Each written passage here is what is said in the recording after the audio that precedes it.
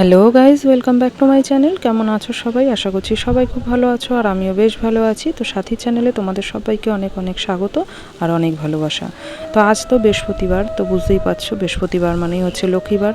তো ঘট বসিয়ে পুজো দিতে কিন্তু অনেকটা সময় লেগে যায়, সেই জন্য সকাল সকাল কাজকর্ম সেরে নিয়ে ছেলেকে একটু ফলের রস করে দিয়ে দিয়েছিলাম। সকালবেলা ওকে আজকে ভাতই খাইয়েছি, তো সেই জন্য সকালেই রসটা দিয়ে দিয়েছি। আর এই যে দুপুরবেলার হচ্ছে খাওয়াটা এখনও খাওয়াইনি, এখন পুজোটা দিয়ে উঠে খাওয়াবো।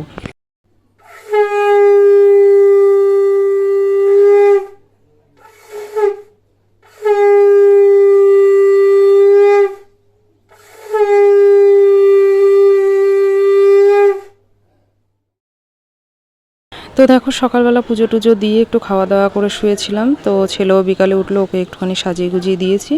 আর আমি এখনও চুল টুল কিছু আশ্রয়নি, এমনি এই জামা কাপড়গুলো আগে একটু ভাঁজ করে নিই।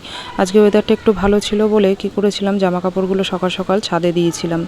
তো সেগুলো একটু শুকিয়ে এসছে, সেগুলো একটু ভাঁজ টাজ করে রেখে দিলাম। আর এই যে ছেলেকে আজকে একটু বিস্কুট গুঁড়ো করে আর দুধ দিয়ে খাওয়াবো।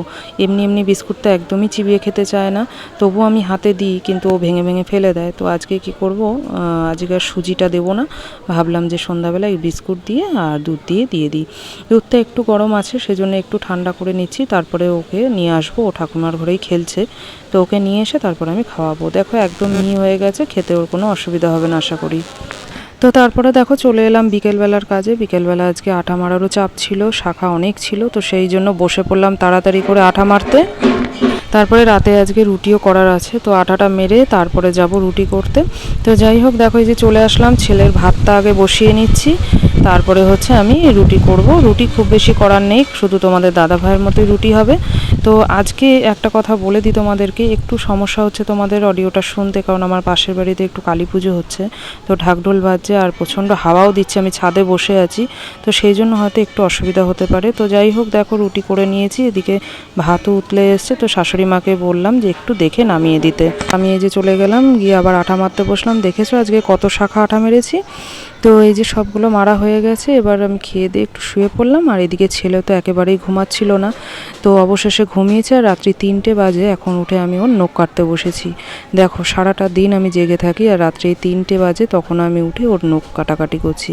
তো কী আর করবো বলো, সারাটা দিন ঘুমায় না, এত উৎপাত করে, এত জ্বালাতন করে যে কোনো কিছু আর করে উঠতে পারি না। দুপুরবেলা একটু ঘুমায়, কিন্তু সেই সময়টা আমার একটু চোখ লেগে গেছে। তো যাই হোক বন্ধুরা, দেখো নখ টখ কেটে উঠতে পেরেছি অবশেষে। নখ কাটা কিন্তু ভীষণ বড় একটা সমস্যার কাজ।